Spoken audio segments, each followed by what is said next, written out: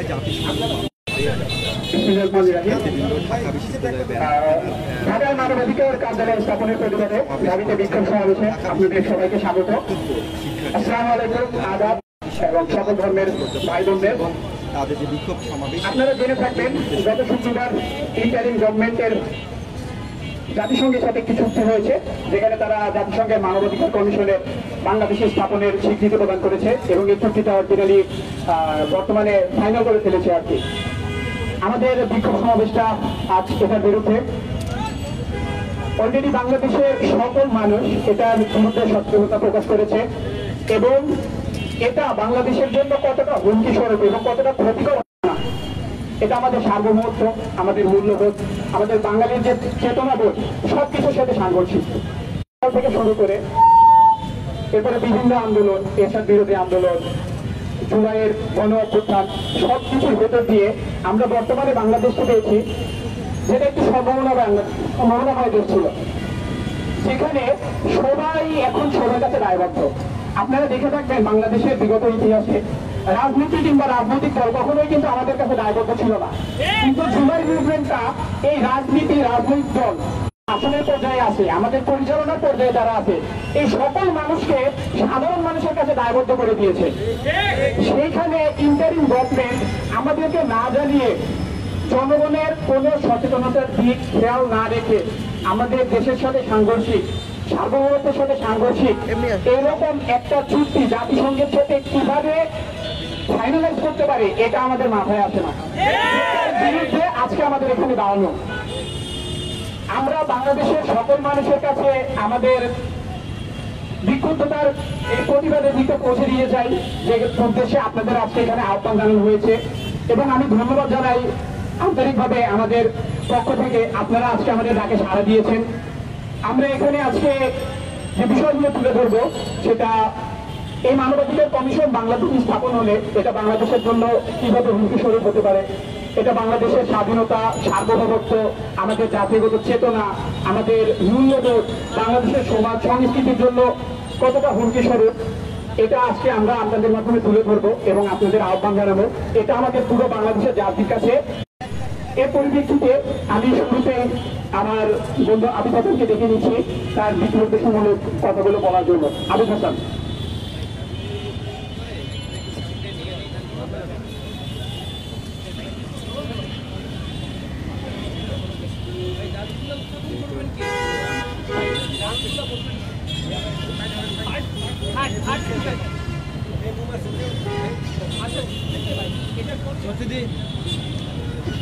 ধন্যবাদ। আমরা যে জুলাই আন্দোলন করেছিলাম, সেই জুলাই আন্দোলনের আমাদের করার পিছনে মেইন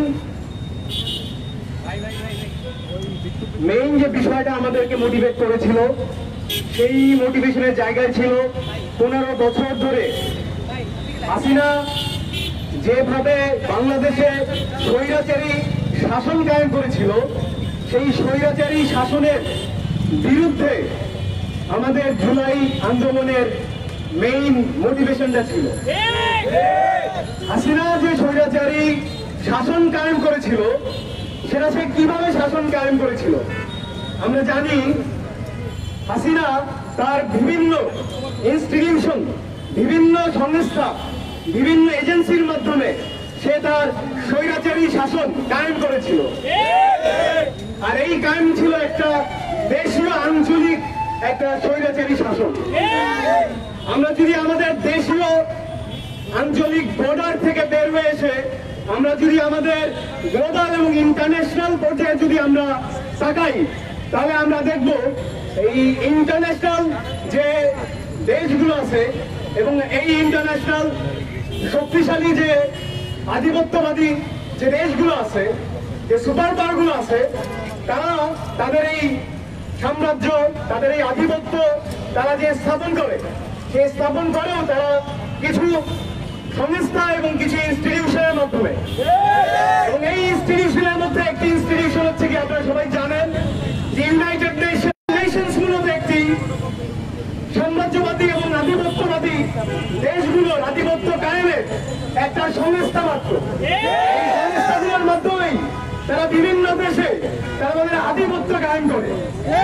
এই আধিপত্য কায়েম করে তারা বিভিন্ন মানবতার নামে, বিভিন্ন শান্তি শৃঙ্খলার নামে, বিভিন্ন এজেন্সির মাধ্যমে, বিভিন্ন প্রণোদনার মাধ্যমে। এবং আমরা দেখতে পাচ্ছি সেই একই মানবতার কথা বলে এই আধিপত্যবাদী শক্তিশালী রাষ্ট্রগুলো আমাদের দেশেও তারা তাদের আধিপত্য কায়েম করার জন্য তারা সেই একই নাটক এবং একই মানবতার কথা বলে তারা আমাদের দেশে হস্তক্ষেপ করতে যাচ্ছে। আপনারা সবাই জানেন যে এই সংস্থা যে দেশে যে অঞ্চলে গিয়েছে সেই অঞ্চলেই কখনোই শান্তিপূর্ণ অবস্থায় ফিরে আসেনি, বরং যেটা হয়েছে বিশৃঙ্খলা এবং অশান্তি বৃদ্ধি পেয়েছে। আমরা মনে করছি এটার যদি বৈধতা দেওয়া হয় আমাদের দেশে, তাহলে আমাদের দেশের সার্বভৌমত্ব, আমাদের দেশের শান্তি, আমাদের দেশের শৃঙ্খলা সবকিছু বিঘ্ন হবে।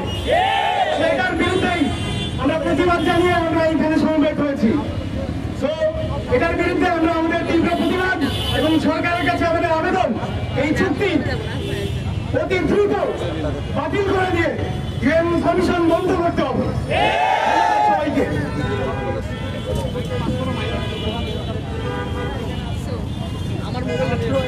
ভাই ও বন্ধুগণ, আপনারা জানেন জাতিসংঘের মানবাধিকার কমিশন বর্তমানে 16টি দেশে আছে এবং এটা সবার কাছে একদম পরিষ্কার যে এই মানবাধিকার কমিশনের যে এজেন্ডা কিংবা তারা যে আমাদের সামনে যে মিথ্যা আশ্বাস ঝুলিয়ে রাখে যে তারা একটি দেশে যাবে, মানুষের অধিকার কায়েম প্রতিষ্ঠা করতে তারা সাহায্য সহযোগিতা করবে, কিন্তু এটা বর্তমান বিশ্বে একটা ভাড়ামি ছাড়া আর কিছুই নয়। আপনারা এটা জানেন গাজায় কিভাবে মানবাধিকারের নামে, সন্ত্রাসী সংগঠনের নামে তারা দীর্ঘদিন যাবত এবং এই মানবাধিকার কমিশন সেখানে থেকে কিছুই করতে পারছে না। এইরকম একটি সংগঠন যেখানে তাদের এত বড় একটি পর্যায়ে দেশে মানুষের চুটি পড়ে যে গণহত্যা চলছে, সেখানে তারা যেহেতু কিছু করতে পারে না, সেখানে আমাদের দেশটা অনেক স্টেবল, আমরা আমাদের অধিকার নিয়ে অনেক সচেতন। আমাদের দেশের ভেতরে যে সমস্যাগুলো আমরা এটা নিজেরাই সমাধান করার চেষ্টা করি, যার বড় উদাহরণ জুলাই গণঅভ্যুত্থান। 17 বছরের কাটা আমরা নিজেরাই উঠিয়ে ফেলেছি। কেন আমরা এই দেশে বাইরের দেশ থেকে একটা কমিশন নিয়ে এসে আমাদের দেশের ভেতরে সার্বভৌমত্ব, আমাদের মূল্যবোধকে প্রশ্নবিদ্ধ করব? আমি এই পর্যায়ে আমাদের আজকের যে দাবি, যে উদ্দেশ্য এবং আমাদের জাতির জন্য এটা যে হুমকি স্বরূপ, এটার দিক নির্দেশনামূলক কথা এবং আজকে আমাদের দাবি দেওয়া উপস্থাপন করার জন্য আহ্বান জানাচ্ছি জিয়াউল হক ভাইকে।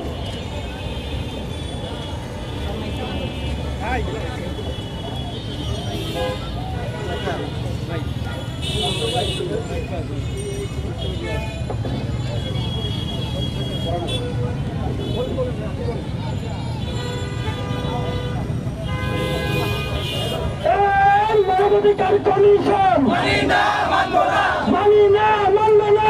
মানবাধিকার কমিশন জাতিসংঘের চুক্তি সর্বক্ষমতার হুমকি, জাতিসংঘের চুক্তি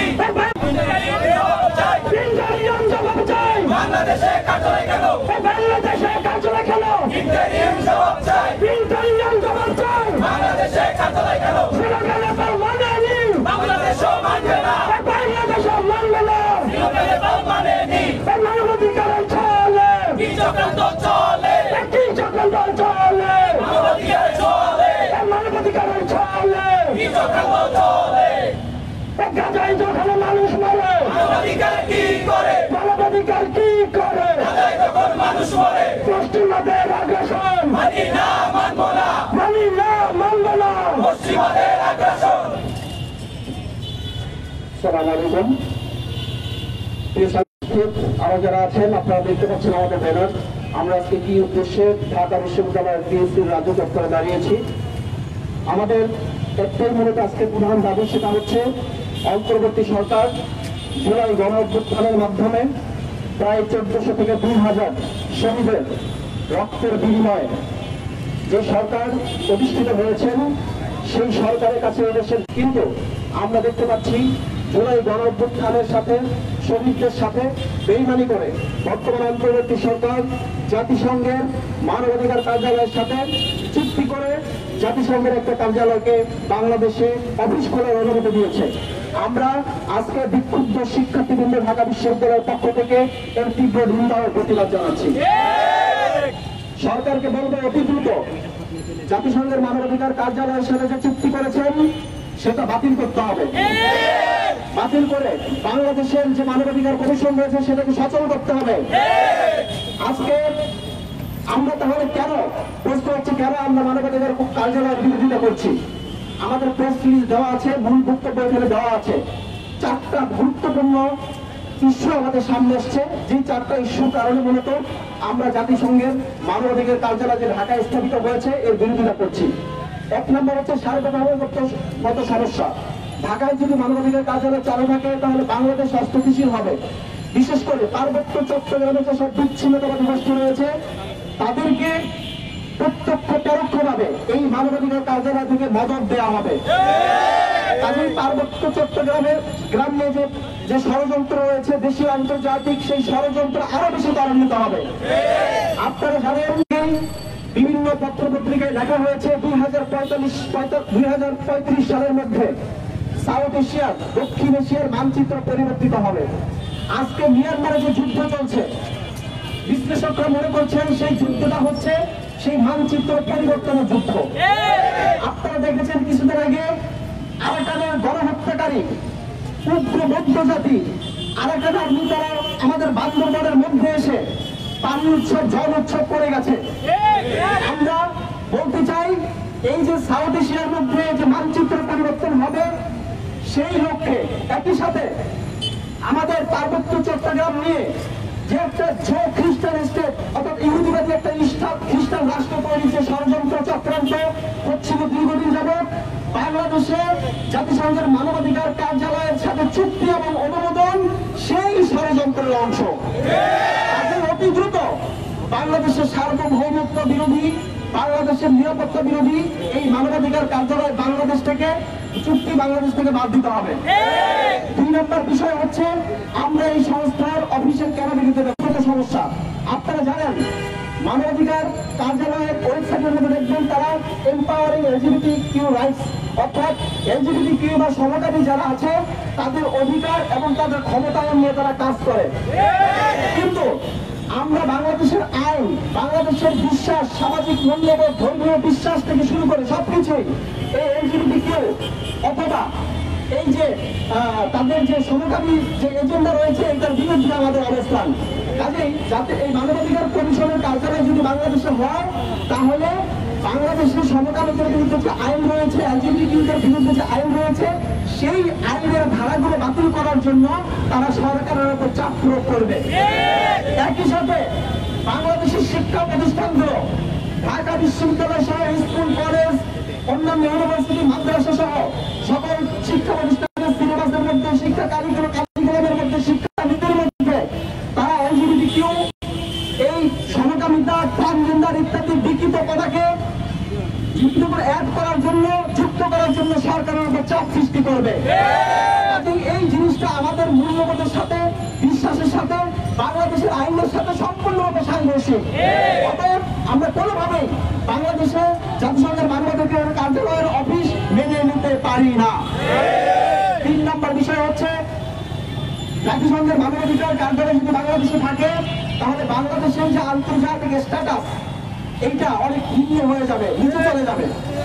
আমরা জানি যেসব দেশে জাতিসংঘের মানবাধিকার কার্যালয় রয়েছে ওই দেশগুলোর স্ট্যাটাস খুবই নিম্নমানের, যুদ্ধ বিধ্বস্ত, অস্থিতিশীল, মানবাধিকার হরণ হয় যেসব দেশে সেই সব দেশগুলোতে জাতিসংঘের মানবাধিকার কমিশনের কার্যালয়ে কাজ করে আর পশ্চিমাদের বিশেষ করে আমেরিকার এজেন্ডা বাস্তবায়ন করে।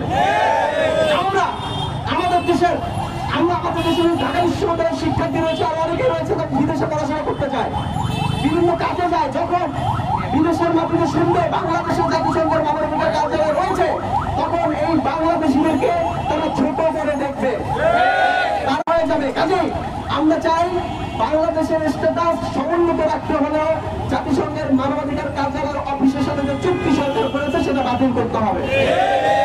আমাদের 4 নম্বর বিষয় হচ্ছে, আপনারা জানেন যে একজন ধর্ষক যদি ধর্ষণ করে, একজন খুনি যখন খুন করে, তার শাস্তি মৃত্যুদণ্ড হওয়া উচিত। বিশেষ করে জুলাই গণঅভ্যুত্থানে প্রায় 1400 থেকে 2000 মানুষ শহীদ হয়েছেন, ছাত্রজনতা শহীদ হয়েছেন।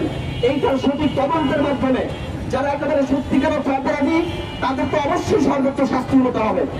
কিন্তু আমরা দেখি গতকাল সিএর পেজ থেকে, চিফ অ্যাডভাইজারের পেজ থেকে স্টেটমেন্ট দেওয়া হয়েছে, সে জাতীয় মানবাধিকার, জাতিসংঘের মানবাধিকার কার্যালয়ে এসছে, সেই বিচার কার্যকে সহযোগিতা